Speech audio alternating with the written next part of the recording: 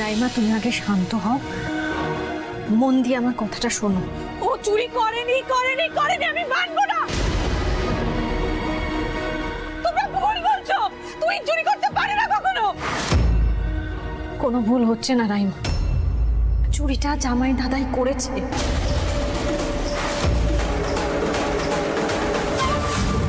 তুমি এটা কিসের প্রতিশোধ নিচ্ছ বড় বৌদি? তুমি ভুলে গেলে যে কোনো পরিস্থিতিতে তুহিন তোমার পাশে দাঁড়িয়েছে সব সময়। যখন এইবারে প্রত্যেকটা লোক তোমার এগেইনস্টে চলে গেছে, তখন শুধুমাত্র আমি আর তুহিন সব সময় তোমার পাশে থেকেছি। তুই সবটা ভুলে গেলে বড় বৌদি, তুই পারলে এটা করতে। এতটা অকৃতজ্ঞ তুমি, এতটা।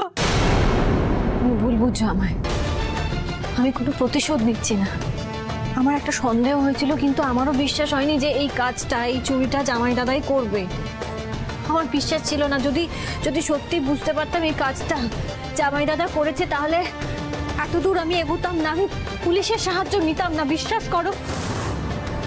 দিদি ভাই শোনো, তুমি কিসের ভিত্তিতে বলছো বলো তো যে তুহিনদাই চুরিটা করেছে? মানে তোমার কাছে কি কোনো প্রমাণ আছে? চুপ করে থেকো না, আমাদের সবার জানাটা দরকার, রাইমার জানাটা দরকার। এক মিনিট হ্যালো, তোমার হঠাৎ তুহিনের ওপর কেন সন্দেহ হলো? বলছি এই জুতোটা নতুন কেনা হয়েছে বুঝি?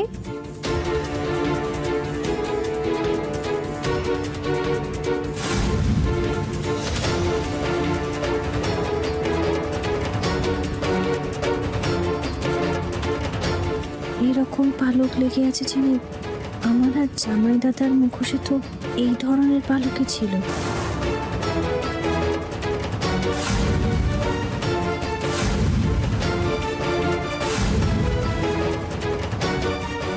ওমা, দরজাটা ভেজানো ছিল, বন্ধ ছিল না।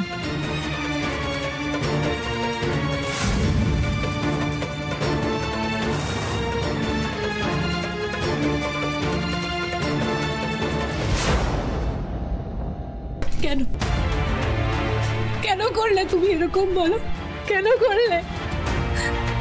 আমার কোনো ছেলে নেই, মেয়ে নেই, কেউ নেই, আমি তো একাই ছিলাম। তুমি আমার একমাত্র সম্বল ছিল। তোমার এই কাজের জন্য আমার একমাত্র শেষ সম্বলটুকু বড় বৌদি কেড়ে নিলে তুমি। কেন চুরি করলে তুমি? কেন চুরি করলে? জামাই দাদা, তোমার যদি টাকার এতটাই দরকার ছিল, তুমি আমাকে বলতে, আমি তোমাকে দিতাম। কেন চুরিটা করতে গেলে? তোমাকে বলতে পারতাম, তোমাকে বললে তুমি কি সমাধান করতে? হ্যাঁ, তুমি কি সমাধান করতে? আমি তো পরিষ্কার জানি যে আমি যদি তোমার কাছে হেল্প চাইতাম, তখনও তুমি আমাকে এই গড়াদের পেছনেই পাঠাতে, এই গড়াদের পেছনে। আমি তো আজও তোমার কাছে হেল্প চেয়েছিলাম বৌদি, যে একটা সুযোগ আমাকে দাও, একটা সুযোগ। তুমি কি আমাকে দিয়েছো? একটা মানুষ কেন চুরি করে তাকে তুমি জানো? তাই আমি বলবো, আমি বেশ করেছি, চুরি করেছি, 1000 বার চুরি করবো দরকারে। এই সিংহরায় পরিবার প্রতিটি মুহূর্তে আমাকে প্যারাসাইট, পরজীবী বলেছে। প্রত্যেকটা মুহূর্তে সেটা সহ্য করতে হয়েছে। সহ্য করতে করতে আমার পিঠ দেয়ালে ঠেকে গেছে। তাই আমি চুরি করতে বাধ্য হয়েছি। তাই আমি চুরি করতে বাধ্য।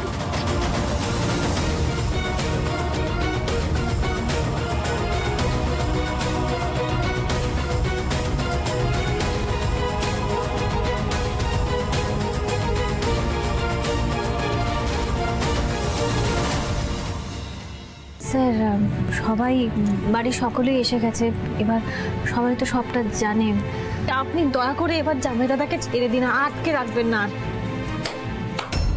বড় বৌদি, বাহ, তুমি নিজে তুহিনকে পুলিশের হাতে ধরিয়ে দিয়ে এখন আবার নিজেই ওকে ছাড়াতে বলছো।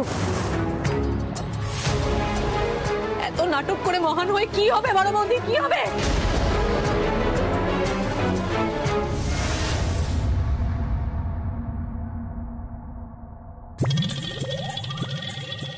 বাবা, আজ কোন দিকে সূর্য উঠেছে? এত ধম্মে কম্মে মতি যে সকাল সকাল স্নান করে মন্ত্র পড়ছো, কি ব্যাপার? আমি ঠাকুরকে বলছি যাতে ভালো কোনো একটা ক্যাজরার খবর পাই। সে কি, চারিদিকে এত ক্যাচরা, তাও তোমার মন ভরছে না? মন কি করে ভরবে?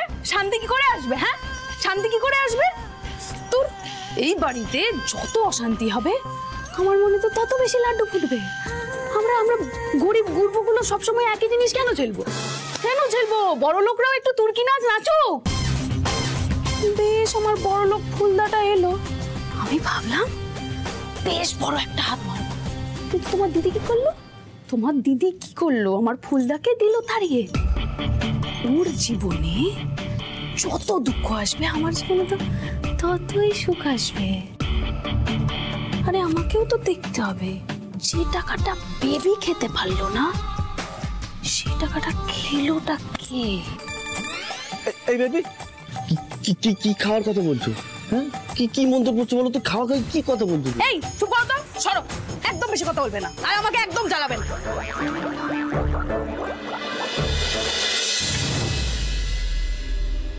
শোনো, বলছি উকিল কাকাটা এখনো এলেন না। চলে আসবে আলো, সকালবেলা কোর্ট খোলা নেই, ভেতর দিয়ে ব্যবস্থা করছি, নিশ্চয়ই চলে আসবে। দেখুন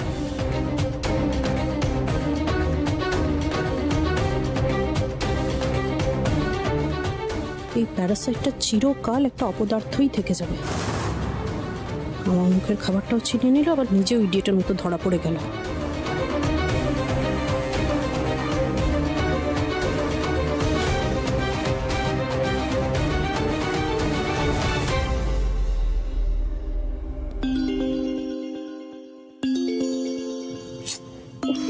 সকাল থেকে ফোন করে যাচ্ছে এই ঋষিটা, একটু শান্তিতে খেতেও দেবে না। তো গায়ে পড়া না ঋষিটা। কোনটা ঝড়? যত তর পাবে তত ভালো। ওরে এত ভাও না খেয়ে ফোনটা ধর, পাখিকে দানা পানি দিয়ে হাতে রাখতে হবে তো। ফোনটা ধর। Hello, good morning. Good morning. চোর ধরা পড়েছে। ও তাই? কে? সেটা আমি তোমাকে পরে বলছি। লিসেন না, আমি যেই জন্য তোমাকে ফোন করেছি, তোমাকে পুলিশ অনেকবার হ্যারাস করেছে রিগার্ডিং দিস। এ বাবা ঋষি, প্লিজ ওটা নিয়ে তুমি ভেবো না।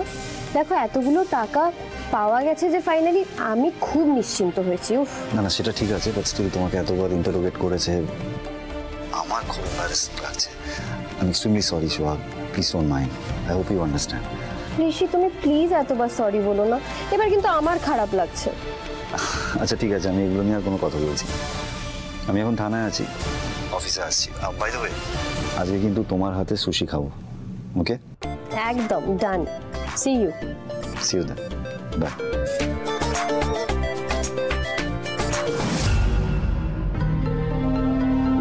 তার মানে আমি যেটা সন্দেহ করেছিলাম তাই।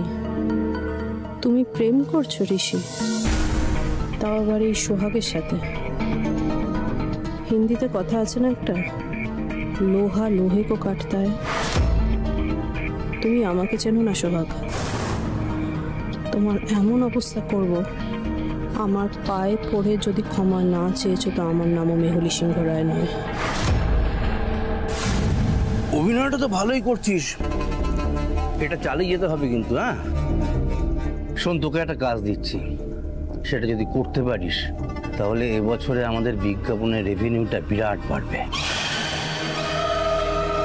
এই যে নিয়োগ গ্রুপ, এরা এখন সমস্ত নিউজ পেপারের থেকে বিজ্ঞাপনের রেট নিচ্ছে।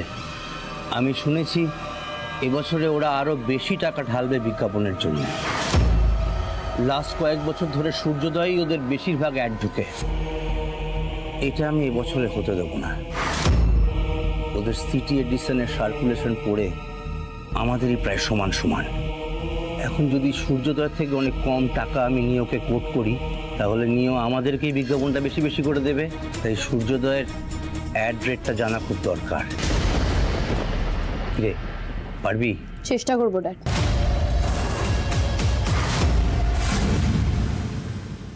কাকু, কোনো ব্যবস্থা হলো?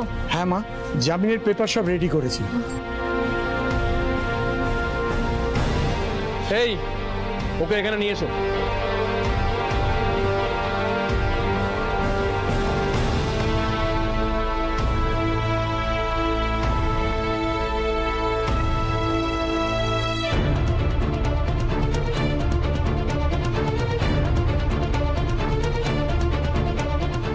তোমাকে এবার সব কথা জানাতে হবে।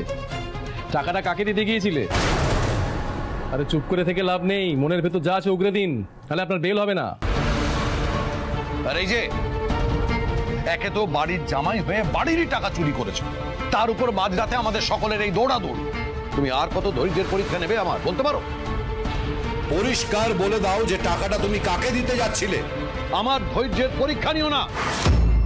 তোমার কি আমার কথা ভেবেও একটু মায়া হচ্ছে না? কেন চুপ করে আছো বলো না। আমি জানি আমার ওপর তোমার খুব রাগ হচ্ছে, কিন্তু আমি হাত জোর করে বলছি, দয়া করে জামাই দাদা সবটা বলো, নইলে তোমাকে বাড়ি ফিরিয়ে নিয়ে যেতে পারবো না। থাক বড় বৌদি, অনেক নাটক করেছো, আর ভালো সাজার নাটক তোমাকে করতে হবে না। এখন এসব কথা থাক। জামাই দাদা যদি সবটা না বলে না, তাহলে কিন্তু বাড়ি ফিরতে পারবে না, সম্ভব হবে না, সেটা একটু বোঝার চেষ্টা করো। বলছি, সব বলছি।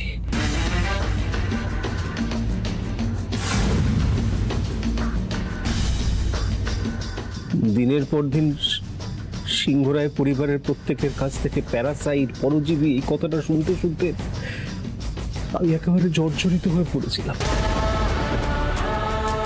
অনেক ইন্টারভিউ দিয়েছি, অনেক কাজ খুঁজেছি, কিন্তু কিচ্ছু করতে পারি। আমার না অদ্ভুত ফিল হতো, কিচ্ছু করতে পারছি না। অথচ তবে হ্যাঁ, আমার মনের ভিতরে একটা টার্গেট ছিল যে বড় লোক আমাকে হতেই হবে। সিংহরায় পরিবারের প্রত্যেকের চোখের সামনে আঙুল তুলে আমি দেখাবো যে আমি বড় লোক হয়েছি। কিন্তু এত চটজলদি বড় লোক হতে গেলে আমার সামনে একটাই রাস্তা, রেসের মাঠ। রেসের মাঠে যাওয়া শুরু করলাম, আর ওখানেই আমার সঙ্গে রাকেশের আলাপ। ও যেচে নিজেই আমার সঙ্গে এসে আলাপ করেছিল। রেসের মাঠে টাকা খাটাবো বলে ওর কাছ থেকে আমি 10 লক্ষ টাকা নিই, কিন্তু একটা রেসও আমি জিততে পারিনি। এমন পোড়া কপাল। দিনের পর দিন সেই 10 লক্ষ টাকা সুদে আসলে হলো 50 লাখ টাকা।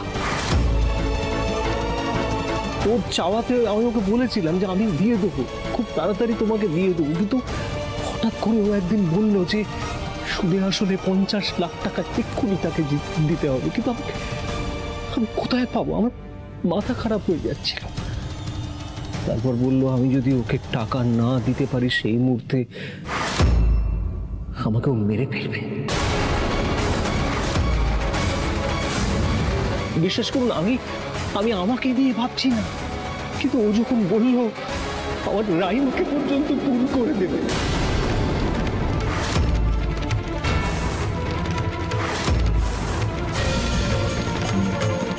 আমি ঠিক থাকতে পারলাম না। আমার মাথা খারাপ হয়ে গেল। আমি কোথা থেকে 50 লক্ষ টাকা জোগাড় করবো? আমার রাইমাকে বাঁচাতে হবে। বিশ্বাস করুন, আমার কেউ নেই। আমার এই ভালোবাসা, আমার রাইমাই একমাত্র। আর এই পার্টির দিন পেল আমার হাতে সেই সুযোগ। 1.5 কোটি টাকা চোখের সামনে। আমি আর লোভ সামলাতে পারলাম। আমি নিজে শেষ হয়ে যাই, ঠিক আছে, কিন্তু আমার রাইমাকে বাঁচাতে হবে। ব্যাস, বাকিটা তো আপনারা জানেন। রাকেশের পুরো নাম কি? রাকেশ মজুমদার। কোথায় থাকে সে? কখনো বলে হাওড়া, কখনো বলে সোনারপুর। ঠিক আছে, আমি করে দিচ্ছি জামিন।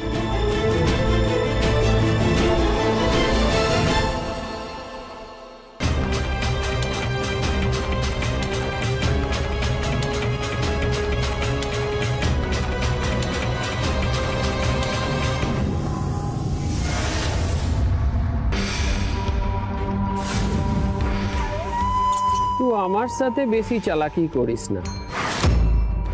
টাকা যদি শর্ট থাকে তুই তো জানিস, তো তোর আঙুল দিয়ে আমি সব লস মেকআপ করে নেব। আঙুল কি বলছেন আপনি?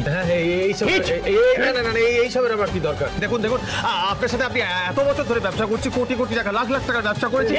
আমি সব টাকা তো আপনাদের ফেরত দিচ্ছি, এবারেও পাওনা ঘন্টা দিয়ে দেবো। ওই টাকা হাতে এসে গেছিল ওই মেয়েটা।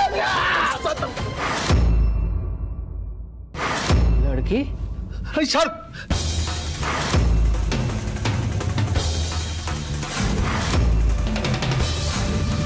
আরে মিল থাকলে বসকে বলে দি, বসের তো আর একরকম বিজনেস নয়। আরে ভালো মল চকলে তোর আঙুলগুলো বেঁচে যাবে রে। এই ছবিটা দেখা, ছবিটা দেখা। হ্যাঁ দেখাচ্ছি, দেখো দেখো, এই ছবিটা আছে আমার কাছে।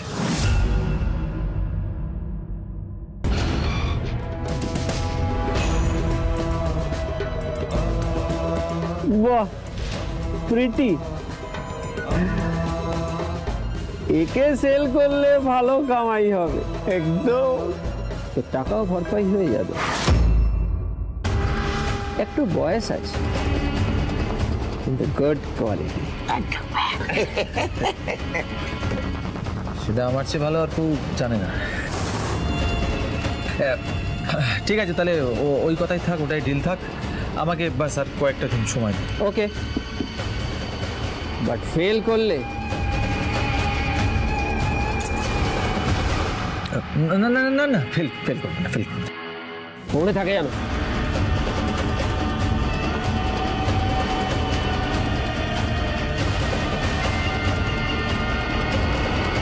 আলো সিংহ রায়,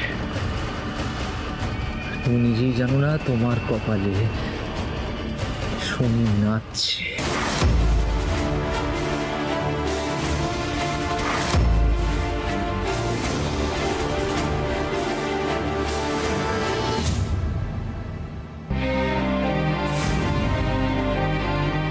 তুমি এটা কিসের প্রতিশোধ নিচ্ছ বড় বৌদি? তুমি ভুলে গেলে যে কোনো পরিস্থিতিতে তুহিন তোমার পাশে দাঁড়িয়েছে সব সময়। এতটা অকৃতজ্ঞ তুমি। দিনের পর দিন সেই 10 লক্ষ টাকা সুদে আসলে হলো 50 লাখ টাকা।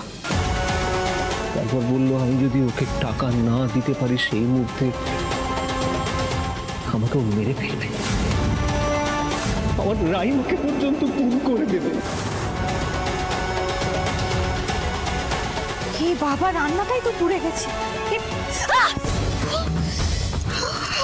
হ্যালো, হ্যালো, কি বাবা? হ্যালো, কি তুমি দেখে রান্না করো? এদিকে এসো, এদিকে এসো আলো, এদিকে এসো, এদিকে এসো। কিছু হয়নি। এখানটা বসো, বসো এখানে, চুপ করো, তুমি নড়বে না কোথাও।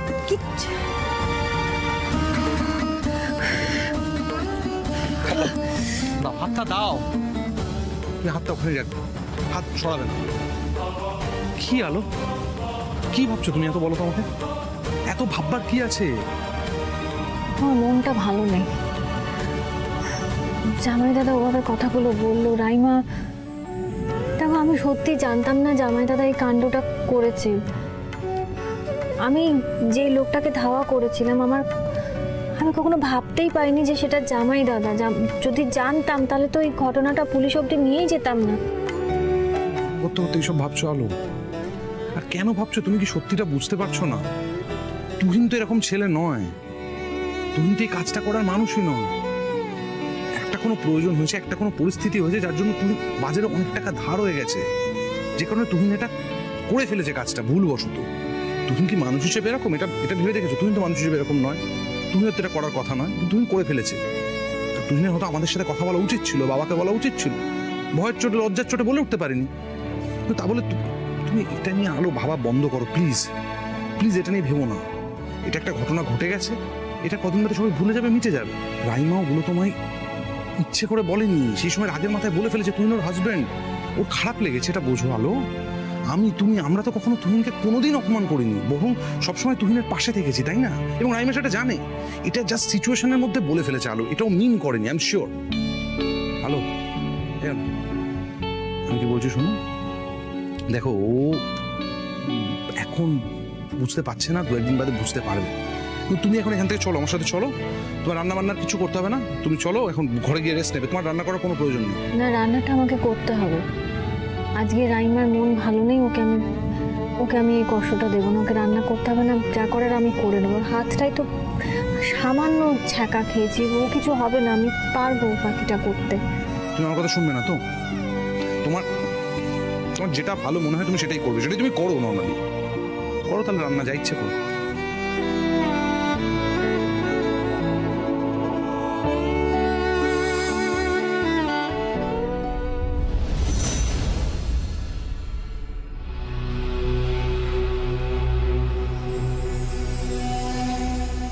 হ্যালো, তুই না রাইমাকে ডেকে নিয়ে এসো। না, কোনো দরকার নেই।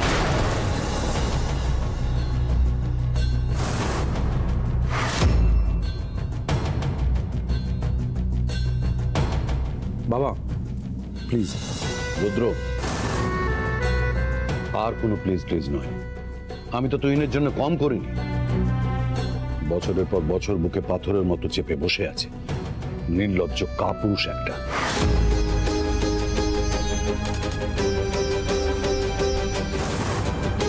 এমনিতে তো বদবুদ্ধির অভাব নেই, শুধু ব্যবসা করতে গেলেই বুদ্ধি খোলে না, তাই না? যত সব নাটক। বাবা বাবা বলছি, আমি জানি তুহিনের সমস্যা আছে, আমরা সবাই জানি, কিন্তু এক্ষেত্রে ঘটনাটা আলাদা রকমের। কিন্তু রাইমার লাইফ থ্রেট। তুমি আবার ওর সাপোর্টে কথা বলছো? আমি কারুর সাপোর্টে কথা বলছি না বাবা, শুধু একটা পরিস্থিতি বোঝাতে চাইছি, দ্যাটস অল। কিসের পরিস্থিতি? কিসের পরিস্থিতি? রাইমার যে লাইফ থ্রেট আছে সেটা আমাকে বলা যেত না? যত সব গল্প, মিথ্যেবাদী, জুয়ার মাতাল, চোর একটা। ওকে যে জামিনে ছাড়ানো হয়েছে না, এটাই ওর 14 পুরুষের ভাগ্য।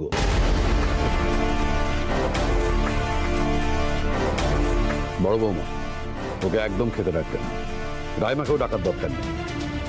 একবেলা না খেলে কেউ মরে যায় না, অন্তত একদিন না খেয়ে বুঝুক যে পেটের জ্বালা কাকে বলে, তাহলে হয়তো নিজের পায়ে একটু দাঁড়ানোর চেষ্টা করবে।